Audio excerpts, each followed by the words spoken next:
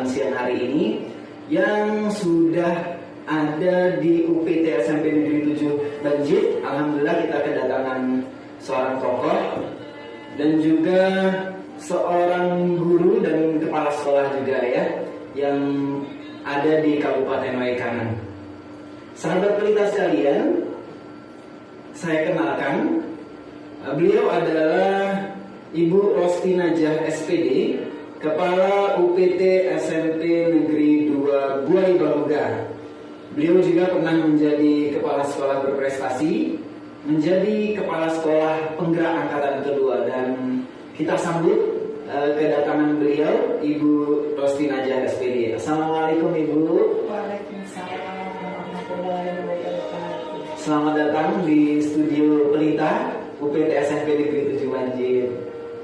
Hari ini Ibu, kita mau berbincang-bincang berkenaan dengan kurikulum yang terbaru nih di dunia pendidikan kita, yaitu kurikulum Merdeka. Sudah kenal ya Bu ya? Dan alhamdulillah sepertinya UPT SMP Negeri 2 Buaya Baluga sudah 2 tahun ini ya Bu melaksanakan kurikulum Merdeka. Benar ya Bu ya? Tahun kedua ya. Tahun kedua ya. Alhamdulillah pengalamannya bisa kita bagikan bagi pendengar pelita sekalian di rumah. Sahabat pelita sekalian, dalam kesempatan ini bila ada yang ingin bertanya, kita membuka layanan telepon lewat via WA, bisa di nomor telepon 0852 731 85449.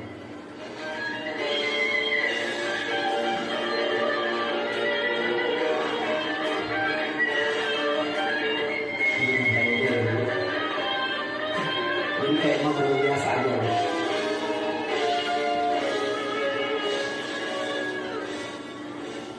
Bu Ros, sebagai pembuka kegiatan kita pada siang hari ini di studio kita, ada beberapa pertanyaan. Yang pertama nih Bu, berkaitan dengan kurikulum kurikulum Merdeka yang akan digulirkan serentak oleh Kemendikbud itu di tahun ini 2023-2024. Nah, menurut Ibu nih, seperti apa sih Bu tentang kurikulum Merdeka yang baru ini? Baik, terima kasih. Kurikulum Merdeka ini adalah kurikulum yang sangat menarik, membuat lebih guru-guru mungkin lebih gairah apabila sudah tahu pasti kurikulum 13 dan apa kurikulum Merdeka. Perbedaan kurikulum 13 dengan kurikulum Merdeka sebenarnya pada dasarnya sama, hanya istilahnya yang berubah. Nah, seperti KIKD itu berubah menjadi CP, dan ya, seterusnya ya. Tapi sebenarnya itu sama. Kayak kalau kurikulum 13 itu karakter, kalau sekarang project P5. Gitu. Ya, sebenarnya pada dasarnya kan sama. Nah, ini menarik itu. Ya, lebih dikemas dan mungkin lebih menarik kalau menurut saya. Oh iya. Jadi kita di UPT SMP Negeri 7 Banjir Bu, ini adalah pengalaman pertama tahun ini memang untuk menerapkan kurikulum Merdeka. Mohon ini Bu, kita diberikan pelajaran, mungkin diberikan informasi berkaitan dengan kurikulum Merdeka, apa yang harus disiapkan bagi sekolah, bagi guru-guru mungkin ya, kemudian bagi siswa sendiri atau bagi orang tua. Baik.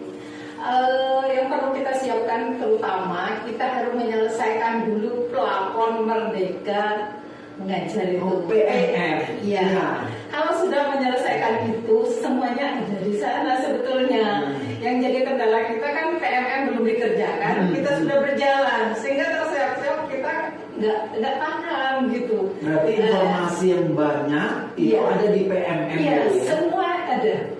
Jadi PMM itu adalah penuntun kita. Oh gitu. Dan perlu kita ketahui juga pada kurikulum Merdeka kita melibatkan proses pembelajaran itu pada anak dan juga melibatkan masyarakat. Seperti misalnya pada suatu pembelajaran yang sekolah itu kurang mampu atau gurunya kurang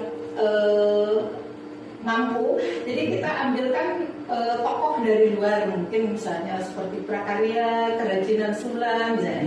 Nah, kalau guru kita bukan ahlinya, mungkin kita akan mengundang dari luar untuk mengisi materi tersebut. Jadi ada kolaborasi antara betul. masyarakat dengan pihak sekolah ya Bu ya. Iya, Itu yang ditekankan di kurikulum Merdeka ya. Iya. Nah, baik Ibu, ini berkaitan dengan mata pelajaran yang ada di kurikulum Merdeka. Ada satu mata pelajaran yang unik, yaitu proyek penguatan profil Pancasila. Dan ini adalah mata pelajaran baru kalau menurut saya ya. Itu tentang proyek atau disebut dengan P5. Nah, kalau yang sudah berjalan Ibu di UPT SMP Negeri 2 Buai Baruga, seperti apa sih kemasan P5 ini Bu? Ya. Pada dasarnya kurikulum 13 di kurikulum Merdeka ini tidak menuntut produk, tapi suatu keberhasilan kita itu tentunya ada produk gitu. Oh iya. Walaupun kita tidak diwajibkan harus menghasilkan produk ya, tapi untuk buktinya bahwa kita sekolah kita itu sudah sukses berhasil itu ada produknya kalau menurut saya. P5 yang sudah kami lakukan di SMPN 2 Buai Baruga ini untuk tahun kemarin itu 3 tema. Yang pertama itu kita mengusung kebinekaan, yang kedua juga kita mengusung kewirausahaan, yang ketiga suara demokrasi. Jadi ada 3 tema ya? Iya. Itu dari berapa tema Bu? 3 tema. Dari 3 tema? Iya. Dari ada tema-tema lain tahun itu kita yang ambil 3 tema. Untuk tahun ini kita 4 tema ya. Oh, tahun ini 4 tema. Karena kita ingin mengembangkan yang sekarang ini tentang seninya, masuk ke seni. Jadi kita lebih ditambahkan 1 lagi. Nah, kalau contoh kegiatannya tuh Bu, contohnya P5. P5 kalau kemarin karena kita melihat sampah ya, kita kelola sampah, kita masukkan di situ di kewirausahaan. Jadi kita kembangkan membuat pupuk dari sampah itu sendiri. Jadi sehingga sekolah kita itu bersih gitu. Jadi semua sampahnya dari daun, rumput gitu kan. Kita kolaborasi dengan tanah-tanah humus-humus gitu. Itu menjadi pupuk kompos gitu. Kalau yang plastik kita daur ulang, dibuatkan keterampilan-keterampilan. Nah, untuk P5 sendiri Bu, ini agak bertanya lebih lanjut tentang P5 nih Bu. Berkaitan dengan P5 itu apakah hanya satu guru yang memegang itu, atau memang dari P5 itu Ibu kolaborasi dengan beberapa guru? Iya, P5 itu berkolaborasi. Pada dasarnya berkolaborasi, tapi di setiap tema itu ada koordinator.